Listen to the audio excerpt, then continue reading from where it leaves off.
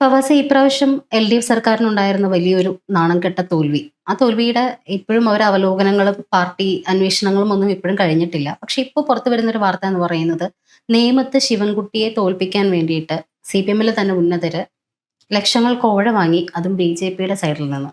അത്തരത്തിലൊരു പരാമർശം ഇപ്പോൾ ആരോപണം ഇപ്പോൾ ഉയർന്നു വരുന്നുണ്ട്.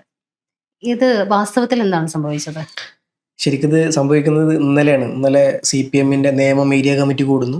അപ്പം അതിലാണ് ഈ പറഞ്ഞ പോലെ എനിക്ക് തോന്നുന്നത് ഏറ്റവും വലിയ തിരിച്ചടിയായത് ഈ പറഞ്ഞ പോലെ എന്താ പറയുക, MA ബേബി ഇവരൊക്കെ പറഞ്ഞത് പാർട്ടിക്കാരോട് നിങ്ങൾ അത് ശക്തമായി പറയണം, നിങ്ങൾക്ക് എന്ത് കാര്യം ഉണ്ടെങ്കിലും പറയണം എന്നുള്ള സാധനമാണ്. പക്ഷെ അവസാനം അത് കൈവിട്ട് പോകുന്ന പോക്കിലൂടെയാണ് മൊത്തം പോകുന്നത്. പറയും ചെയ്തു, ഇനിയിപ്പോൾ ഇത് കൺട്രോൾ ചെയ്യാനും പറ്റുന്നുള്ള അവസ്ഥ തന്നെയാണ്. അവർ പറഞ്ഞത് നേമത്ത് വി ശിവൻകുട്ടിയെ തോൽപ്പിച്ചത് CPM-കാർ തന്നെയാണ്. പല നേതാക്കന്മാരും രാജീവ് ചന്ദ്രശേഖരൻ്റെ കയ്യിൽ നിന്ന് പൈസ വാങ്ങിച്ചിട്ട് വോട്ട് മറിച്ചു എന്നുള്ള സാധനമാണ് പറഞ്ഞത്.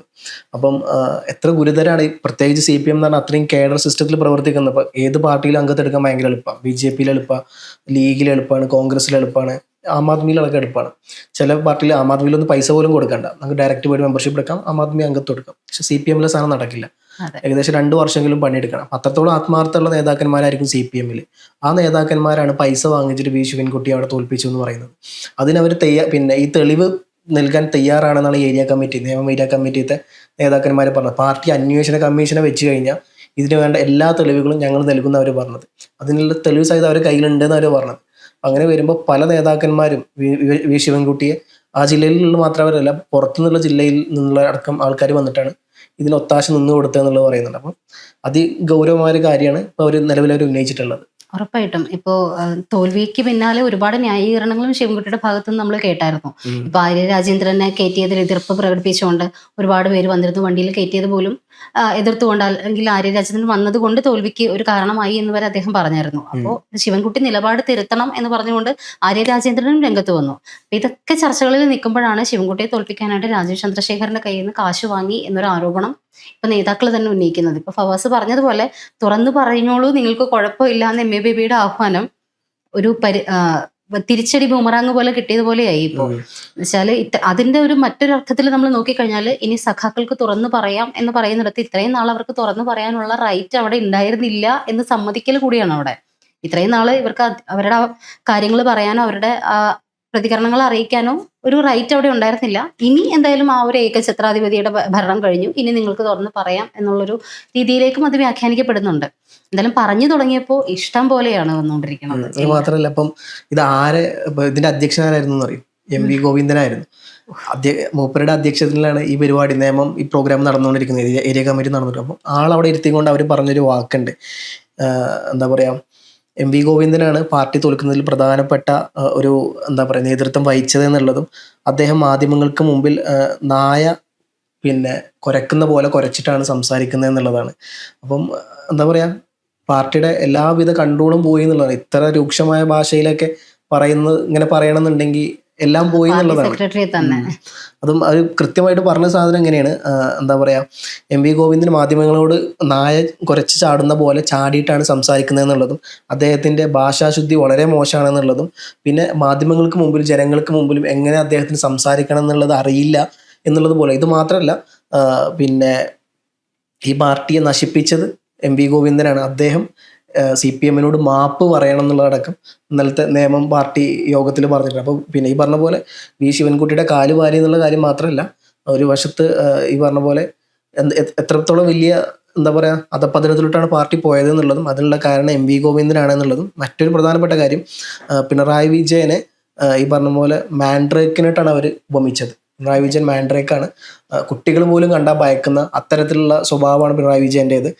അപ്പം ഇത്തരത്തിൽ പാർട്ടി തോൽപ്പിച്ചതിൽ പ്രധാന പങ്ക് വഹിച്ചത് മുൻ മുഖ്യമന്ത്രി പിണറായി വിജയനും അതേപോലെ MV ഗോവിന്ദനെ ഉപമിച്ചത് നായയോടും, മുൻ മുഖ്യമന്ത്രി ഉപയോഗിച്ചത് മാൻഡ്രേക്കിനോടും ഒക്കെയാണ്. ഇത്തരത്തിൽ എല്ലാവിധ കൺട്രോളും പോയി. പാർട്ടി ഇത്ര ശക്തമായിട്ട് ഇവരാരും വിചാരിച്ചിട്ടുണ്ടാവില്ല ഇത്തരത്തിൽ ഒരു വിമർശനം വരും എന്നുള്ളത്. ഇപ്പം ഇങ്ങനെയൊക്കെ വിമർശിക്കണം എന്നുണ്ടെങ്കിൽ എന്തായാലും അവരുടെ മൊത്തം കൺട്രോളും പോയിന്റെ ഭാഗമായിട്ടാണ്. കാരണം അവർ ഈ പാർട്ടിയെ നിലനിർത്തും കാണണം എന്നുള്ള ഒരു ആഗ്രഹമുള്ളവരാണ്. അല്ലെങ്കിൽ ഇപ്പോൾ അവർ ഇത്തരത്തിൽ പറയില്ലല്ലോ. ഇല്ല, ഉറപ്പായിട്ടും. MV ഗോവിന്ദന്റെ മകൻ പോലും പറഞ്ഞു എന്ന് പറയുന്ന വെച്ചാൽ കണ്ണാടി നോക്കണം, കുടുംബത്തിനകത്തു നിന്ന് പോലും വിമർശനം നേരിടേണ്ടി വന്നു. പക്ഷെ മകന്റെ വിമർശനങ്ങളും ഇപ്പൊ പാർട്ടിയുടെ വിമർശനങ്ങളും ഒക്കെ പിന്നാലെ വരുമ്പോ ബിനീഷ് കോടിയേരിയുടെ വിഷയത്തിൽ വീണ്ടും അംഗത്വം പുതുക്കണ കാര്യം വന്നപ്പോൾ അദ്ദേഹം പറഞ്ഞത്, ഓക്കെ, അംഗത്വം പുതുക്കാൻ ഇപ്പൊ പറ്റില്ല എന്ന് പറഞ്ഞ് നിർത്തിയത് ഓക്കെ. പക്ഷെ അദ്ദേഹത്തിന്റെ മറ്റൊരു സ്റ്റേറ്റ്മെന്റ് ഇതായിരുന്നു, ബിനീഷ് കോടിയേരി സമീപകാലത്ത് ഫേസ്ബുക്കിൽ പോസ്റ്റ് ചെയ്ത, സമൂഹ മാധ്യമത്തിൽ പോസ്റ്റ് ചെയ്ത പോസ്റ്റുകൾ കൂടി ഒന്ന് നോക്കൂ എന്ന് പറയുന്നുണ്ട് അദ്ദേഹം. അതായത് ബിനീഷ് കോടിയേരി വിമർശനാത്മകമായിട്ട് പങ്കുവെച്ച പോസ്റ്റ്, ഈ വലിയൊരു തോൽവി കഴിഞ്ഞതിന് ശേഷം അദ്ദേഹം പങ്കുവെച്ച ഒരു പോസ്റ്റ്, ബിനീഷ് കോടിയേരി പങ്കുവെച്ചത് ഒരേ ഒരു കോടിയേരി എന്ന് പറയുന്ന തലക്കുറിപ്പോട് കൂടിയിട്ട് പുഷ്പനെ കാണാൻ വേണ്ടിയിട്ട്, നമ്മുടെ സഖാവ് പുഷ്പനെ കാണാനായിട്ട് കോടിയേരി ബാലകൃഷ്ണൻ പോയൊരു പഴയ ഫയൽ ചിത്രം പങ്കുവെച്ചുകൊണ്ടാണ് ഇങ്ങനെ ഒരേ ഒരു കോടിയേരി എന്ന് പറയുന്ന ഒരു വാചകം ഇട്ടത്. അതിന്റെ അർത്ഥം എന്ന് പറയുന്നത്, കോടിയേരി നയിച്ചതുപോലെ ദീർഘവീക്ഷണത്തോടെ പാർട്ടിയെ നയിക്കുന്നതിൽ ഇപ്പോഴുള്ള സെക്രട്ടറി ഉൾപ്പെടെയുള്ള ആൾക്കാർ തോൽവിയായിരുന്നു. അപ്പൊ കോടിയേരിയെ പോലെ ദീർഘവീക്ഷണമുള്ളൊരു നേതാവ് ഇപ്പൊ അതിലില്ല എന്നുള്ളത് തന്നെയാണ് ബിനീഷ് കോടിയേരി ഉദ്ദേശിച്ചിട്ടുണ്ടാവുക. പക്ഷെ ആ വിമർശനം എം.വി. ഗോവിന്ദന് സഹിക്കാവുന്നതിലും അപ്പുറമായിരുന്നു. അതുകൊണ്ട് തന്നെ ആയിരിക്കണം അതിൻ്റെ ഒരു കൊതിക്കറിവ് അല്ലെങ്കിൽ പക വീട്ടിൽ തന്നെയായിരുന്നു ബിനീഷ് കോടിയേരിയുടെ അംഗത്വം പുതുക്കില്ല എന്ന് പറഞ്ഞതും. ഇപ്പൊ ബിനീഷ് കോടിയേരിയുടെ അംഗത്വം പുതുക്കില്ല എന്ന് പറയുന്നവര്, അല്ലെങ്കിൽ ബിനീഷ് കോടിയേരി തെറ്റ് ചെയ്തു എന്ന് പറയുന്നവര്, പഴയ പാർട്ടിയിൽ ഇല്ലെങ്കിലും അംഗത്വം ഇല്ലെങ്കിൽ പോലും പിണറായി വിജയന്റെ മകൾക്കെതിരെ ഇതിലും രൂക്ഷമായിട്ടുള്ള ഒരുപാട് SFIയുടെ പ്രതിപട്ടികയിൽ, കേന്ദ്ര സർക്കാരിന്റെ കേന്ദ്ര ഏജൻസിയുടെ പ്രതിപട്ടികയിലുള്ള ഒരാൾ കൂടിയാണ്. അത്തരം ആരോപണങ്ങൾ വരുമ്പോൾ അവരെയൊക്കെ സപ്പോർട്ട് ചെയ്തുകൊണ്ട് അല്ലെങ്കിൽ പാമ്പർ ചെയ്തുകൊണ്ട് അവരെ ന്യായീകരിക്കാനും ഈ ഗോവിന്ദൻ മുന്നിലുണ്ടായിരുന്നു.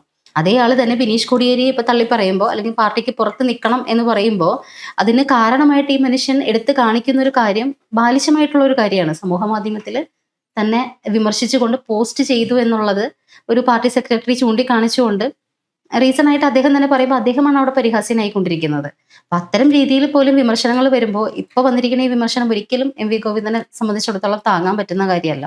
ഒരുപാട് വിമർശനങ്ങൾ PB-യിൽ 5 അംഗങ്ങളുടെ അടുത്ത് പിണറായി വിജയനും എം.വി. ഗോവിന്ദനും എതിരായിട്ട് വന്നു കഴിഞ്ഞു. പിണറായി വിജയൻ MLA സ്ഥാനം രാജിവെക്കണം എന്ന് പാറശാല കമ്മിറ്റി പറഞ്ഞു കഴിഞ്ഞു. അപ്പോൾ കമ്മിറ്റി പിരിച്ചുവിടണം എന്നാണ് ശൈലജ ടീച്ചർ ഉൾപ്പെടെ പറഞ്ഞത്. വിമർശനം ഉന്നയിച്ച കമ്മിറ്റി പിരിച്ചുവിടുന്നതാണ് നല്ലതെന്നാണ് പറഞ്ഞത്. പക്ഷേ ശൈലജ ടീച്ചർ അത് അർത്ഥം വെച്ചുകൊണ്ട് തന്നെ ഗോവിന്ദനും പിണറായിക്കും ഉള്ളൊരു അടിയായിട്ട് തന്നെയാണ് കൊടുത്തിട്ടുള്ളത്. എന്തായാലും ഇത്തരത്തിൽ വിമർശനങ്ങൾ കാട് കയറി പുറത്ത് വരുമ്പോൾ, ഈ ഒരു വിമർശനമൊക്കെ ഇവരൊരു കുറച്ചുനാൾ മുന്നേ ചെയ്തിരുന്നെങ്കിൽ, ഈ ഒരു നട്ടിൽ, സഖാക്കന്മാരുടെ നട്ടിൽ കുറച്ചുനാൾ മുന്നേ കാണിച്ചിരുന്നെങ്കിൽ, ന്യായീകരണ ക്യാപ്സ്യൂൾ വിഴുങ്ങി മിണ്ടാണ്ടിരിക്കുന്നതിന് പകരം ഇതുപോലെ തുറന്നു പറച്ചിലുകൾ നടത്തിയിരുന്നെങ്കിൽ ഇത്രയും വലിയൊരു തോൽവിയിലേക്ക്, പാർലമെന്റിലേക്ക് ഒരാളെ മെമ്പറിനെ വിടാൻ പോലും പറ്റാത്ത അത്രയും ദയനീയമായിട്ടുള്ള തോൽവിയിലേക്ക് ഒരിക്കലും ഇവർ പോവില്ലായിരുന്നു. എന്തായാലും നിയമത്തെ വിഷയം അന്വേഷണ വിധേയമാക്കേണ്ട ഒരു കാര്യം തന്നെയാണ്. അത് മാത്രമല്ല, ഇപ്പൊ നമ്മൾ നോക്കിക്കഴിഞ്ഞാൽ കഴിഞ്ഞ 16 വർഷമായിട്ട് പാർട്ടിയെ കൺട്രോൾ ചെയ്യുന്നത് പിണറായി വിജയനാണ്. എം.വി. ഗോവിന്ദൻ ഇപ്പം അടുത്ത് വന്നിട്ടേ ഉള്ളൂ. അപ്പോൾ അദ്ദേഹത്തെ നമ്മൾ ഈ ഭാഗത്ത് നിന്ന് ഒഴിച്ചു നിർത്തി കഴിഞ്ഞാൽ, കഴിഞ്ഞ 16 വർഷം പാർട്ടി സെക്രട്ടറി, കഴിഞ്ഞ 10 വർഷം മുഖ്യമന്ത്രി, നമുക്ക് 10-26 വർഷമായിട്ട് ഈ പാർട്ടിയെ കൺട്രോൾ ചെയ്യുന്നൊരു നേതാവാണ് പിണറായി വിജയൻ. അപ്പം ഗോവിന്ദനേക്കാൾ എനിക്ക് തോന്നിയിട്ടുള്ളത് പലപ്പോഴും ഉത്തരവാദിത്തം ഏറ്റെടുത്ത് പിന്മാറി പോകേണ്ടത് മുൻ മുഖ്യമന്ത്രി പിണറായി വിജയൻ തന്നെയാണ്. ഞാൻ പോലും സംസാരിക്കുമ്പോൾ വീണ്ടും വീണ്ടും വരുന്നത് VD സതീശന്റെ പേര് എനിക്ക് വരുന്നില്ല, പിണറായി വിജയൻ, മുഖ്യമന്ത്രി പിണറായി വിജയൻ എന്നേ വരുന്നുള്ളൂ. കാരണം എന്താ, കഴിഞ്ഞ 10 വർഷമായിട്ട് ഞാൻ കേൾക്കുന്ന സാധനമാണിത്. അപ്പം എന്താ പറയുക, എനിക്കിപ്പം 26-27 വയസ്സാണെന്നുണ്ടെങ്കിൽ കഴിഞ്ഞ 16-ാം വയസ്സ് മുതൽ ഞാൻ കേൾക്കുന്ന സാധനമാണ് ഈ സാധനം. കാരണം കഴിഞ്ഞ 10 വർഷമായല്ലോ, ഒരു ഡെക്കേഡ്സ് ആയിങ്ങാണ്ട് കേൾക്കുന്ന പേര് പിണറായി വിജയൻ എന്നുള്ള സാധനമാണ്. അപ്പോൾ ഈ പാർട്ടിക്കാർ മൊത്തം കേൾക്കുന്നത് ഈ സാധനമാണ്. ഇപ്പോഴത്തെ തലമുറ മൊത്തം കേൾക്കുന്നത് CPM എന്നാൽ പിണറായി, SFI എന്നാൽ പിണറായി, എന്താ പറയുക LDF എന്നാൽ പിണറായി, ഈ സാധനം മാത്രമാണ്. അപ്പം ആ പിണറായി കാരനാണ് ഈ ഇത്രയും വലിയ തോൽവി ഉണ്ടായത്. അത് ഗോവിന്ദൻ കാരനാണെന്ന് ഞാൻ വല്ലാണ്ട് വിശ്വസിക്കുന്നില്ല. ഗോവിന്ദൻ്റെ ശരിയാണ്, പെരുമാറ്റം ശരിയാണ്, എങ്ങനെ പെരുമാറണം എന്നറിയില്ല, മാധ്യമപ്രവർത്തകരോട് എങ്ങനെ സംസാരിക്കണം എന്നറിയില്ല, വീട്ടുകാർ പോലും പറഞ്ഞു വീട്ടുകാരോട് പെരുമാറാൻ മോശമാണെന്നുള്ളത്. അദ്ദേഹത്തിന് ഉത്തരവാദിയാണ്. പക്ഷെ അദ്ദേഹത്തെക്കാൾ ഉപരി പിണറായി വിജയൻ എന്നുള്ള ഒരു ഏകാധിപതിയാണ് ഈ തോൽവിക്ക് ഏറ്റവും വലിയ ഉത്തരവാദി. പിൻവാതിലൂടെ കയറി പ്രതിപക്ഷ നേതാവായി നിൽക്കുന്നതിന് പകരം അദ്ദേഹം ഈ പറഞ്ഞ പോലെ പാറശാല ഏരിയ കമ്മിറ്റി പറഞ്ഞ പോലെ MLA ആവാൻ പോലും യോഗ്യനല്ല. അദ്ദേഹം രാജിവെച്ചെങ്ങാണ്ട് പാർട്ടിക്ക് ഒരു എന്താ പറയുക നല്ല മാതൃക കാണിക്കണം എന്നുള്ളതാണ് എനിക്കിവിടെ പറയാനുള്ളത്.